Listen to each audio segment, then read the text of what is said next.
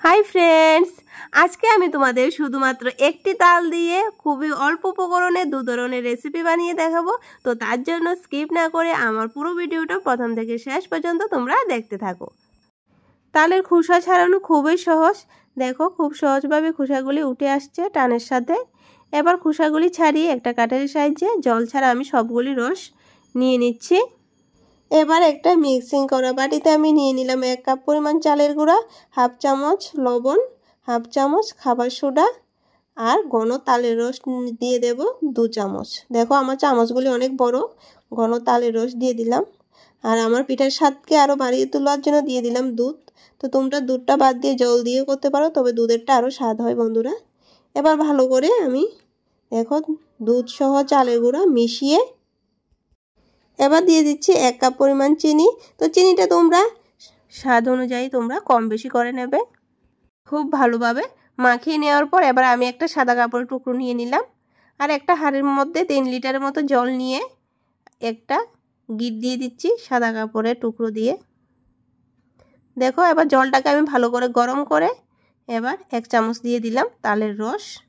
তো তালের পিঠাটাকে আমি আরও সুন্দর দেখানোর জন্য দিয়ে দিচ্ছি ওর উপর দিয়ে নারকেল গুঁড়া। এবার দিয়ে দিলাম ঢাকনা। 10 মিনিট পর আমি ঢাকনাটা তুলে এবার এটা উঠিয়ে নেব। দেখো বন্ধুরা, খুব সহজে এটা উঠে আসবে। এভাবে আমি একটা একটা করে সবগুলি নামিয়ে নেব। এই পিঠাগুলি গরম গরম খেতে খুব স্বাদ, তবে ফ্রিজেও সংরক্ষণ করে অনেক দিন রাখা যায় বন্ধুরা। দেখো সবগুলি আমার রেডি পিঠা। তো কেমন হয়েছে তালের ভাপা পিঠা তোমরা কমেন্ট করে অবশ্যই জানাবে বন্ধুরা। আমি অপেক্ষায় থাকবো। তো একটা তোমাদের এবার ভেঙে দেখাচ্ছি। দেখো খুব সফট হয়েছে, খুব স্বাদ বন্ধুরা। এটা যদি না বানিয়ে খাও তাহলে তোমরা বুঝতেই পারবে না। এবার একটা মিক্সিং করা বাটিতে আমি নিয়ে নিলাম একটা ডিম। নেওয়ার পর 1 কাপ পরিমাণ দিয়ে দিলাম চিনি আর ডিম আমি খুব ভালো করে একসাথে মিশিয়ে নিয়ে নিলাম। নেওয়ার পর 1 চিপি দিয়ে দিলাম সরিষার তেল। তো যেহেতু আমার কাছে সাদা তেলটা নেই, আমি সরিষার তেলটা দিয়ে দিলাম। তারপর দিয়ে দিলাম 1 হাতা তালের রস। তো তালের রসটা আমি বাকি মিশ্রণটার সাথে ভালো করে মিশিয়ে নিয়ে নিচ্ছি। এবার দিয়ে দিচ্ছি 2 কাপ পরিমাণ ময়দা। তো ময়দাটা অবশ্যই চেলে নিতে হবে বন্ধুরা, তা না হলে পোকা থাকার সম্ভাবনা থাকে।